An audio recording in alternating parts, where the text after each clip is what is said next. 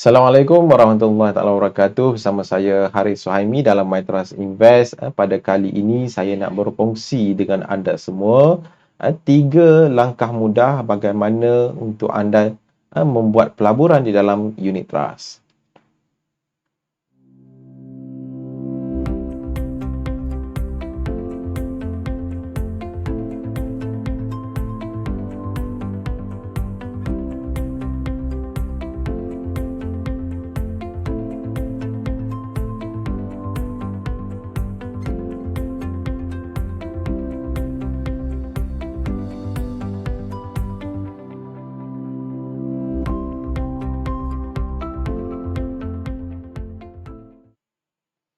Baik, sekarang ini semua transaksi untuk membuat pelaburan dalam unit trust daripada pendaftaran, pembelian unit dana dan juga penjualan unit dana boleh dibuat secara online sahaja, cukup mudah dan senang. Baik, saya akan kongsikan dengan anda semua tiga langkah bagaimana cara untuk anda membuat pelaburan di dalam unit trust. Baik, sebelum tu saya akan kongsikan beberapa kelebihan dana unit amanah ini, beberapa kelebihan membuat pelaburan melalui dana unit amanah. Yang pertama sekali adalah kepelbagaian aset pelaburan. Di dalam dana unit amanah ada pelbagai jenis aset yang boleh dipilih untuk membuat pelaburan. Yang kedua adalah pendedahan pelaburan yang mana ada beberapa jenis fund yang mempunyai fokus tertentu seperti saham tempatan, saham regional dan juga saham global. Baik, yang seterusnya adalah pengurusan profesional. Unit amanah diuruskan oleh pengurusan profesional yang pakar di dalam bidang pelaburan. Yang keempat adalah kecairan. Anda boleh membuat pembelian dan penjualan unit bila-bila masa sahaja tanpa terikat dengan kecairan sesuatu jenis aset tersebut. Baik, yang seterusnya adalah kemudahan transaksi. Kemudahan transaksi untuk pembelian dan penjualan unit trust boleh dibuat secara online sahaja. Seterusnya adalah kos pelaburan rendah. Pelaburan melalui dana unit trust boleh dibuat serendah RM100 sahaja untuk dana-dana tertentu. Baik, yang terakhir adalah kaedah ringgit cost averaging.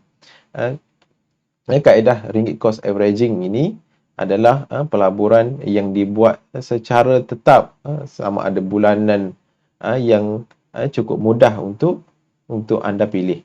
Baik.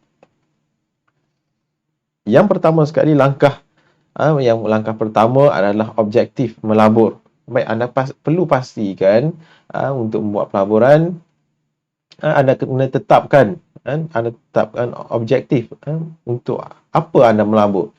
Baik, untuk objektif melabur kita kena ada tujuan. Tujuan apa untuk anda melabur, sama ada untuk simpanan pencen, simpanan untuk anak-anak ataupun tujuan-tujuan tertentu.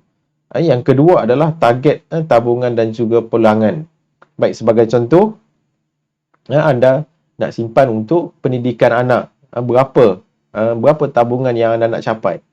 Okey, berapa tabungan yang anda nak capai? Sebagai contoh, kita kata RM50,000.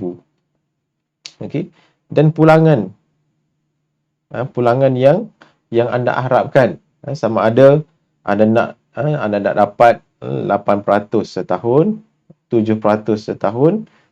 Okey, anda perlu tetapkan berapa target pulangan yang anda ingin dapat. Yang ketiga adalah jumlah pelaburan. Okey, jumlah pelaburan daripada target yang anda nak capai,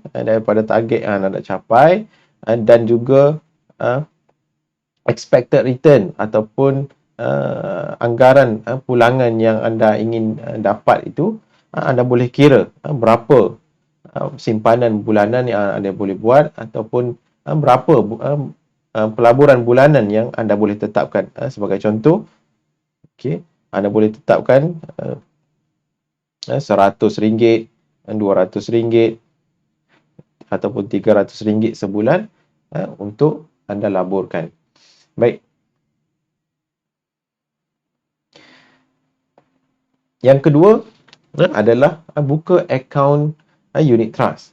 Baik. Untuk membuka akaun unit trust, jika melalui public mutual, anda boleh buka website My Trust Invest. Di bahagian tutorial ada register account. Dekat sini ditunjuk bagaimana untuk anda daftarkan akaun anda public mutual online secara percuma sahaja.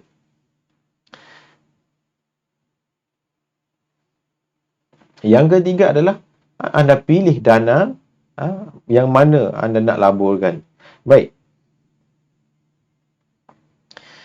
Di dalam unit trust ada 4 kategori dana yang utama untuk anda pilih. Yang pertama sekali adalah dana pasaran wang. Yang kedua adalah dana bond ataupun suku. Yang ketiga dana bercampur ataupun dana imbang.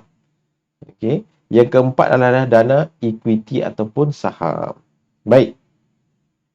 Setiap aset ini mempunyai potensi pulangannya masing-masing. Jadi, daripada expected return ataupun target pulangan yang anda ingin dapat itu, anda perlu sesuaikan dengan dana jenis mana yang anda nak laburkan. Baik. Bagi dana pasaran wang, potensi pulangan adalah sekitar 1 hingga 3% setahun. Okey. Bagi dana bond ataupun suku, pulangannya adalah sekitar 4 hingga 5% setahun. Bagi dana bercampur ataupun imbang, pulangannya adalah sekitar 5 hingga 7% setahun. Manakala bagi dana equity ataupun dana saham, potensi pulangannya adalah melebihi 8% setahun. Okey, jika anda boleh dapat 10%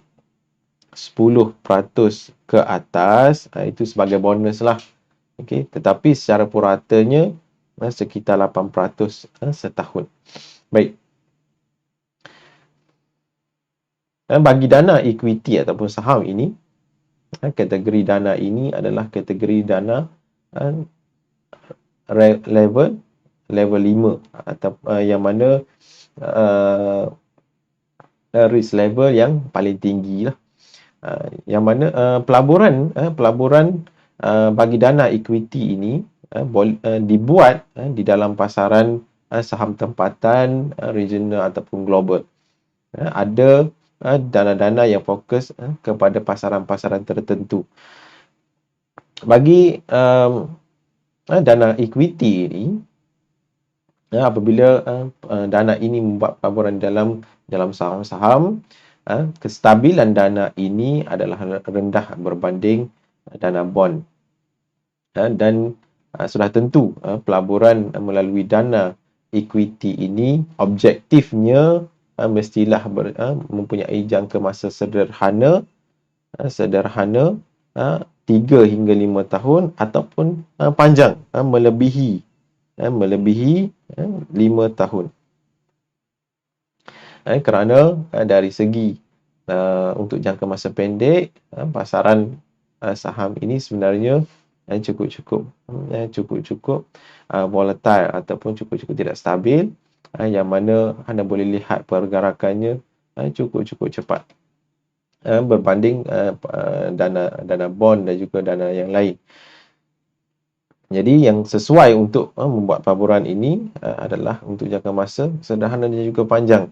Anda perlu tetapkan pelaburan anda. Jika pelaburan itu untuk jangka masa panjang, dana equity adalah dana yang paling sesuai untuk anda memaksimumkan pulangan yang ingin dicapai. Okey, baik. Itu sahaja tiga langkah yang mudah bagaimana untuk anda membuat pelaburan di dalam dana unit trust. Untuk maklumat lanjut atau untuk anda memahami lebih lanjut bagaimana untuk memilih dana dan sebagainya, anda boleh melayari MyTrust Invest sama ada di website, YouTube dan juga Facebook kami. Baik, itu saja perkongsian saya pada kali ini. Jumpa lagi dalam video-video akan datang. Assalamualaikum.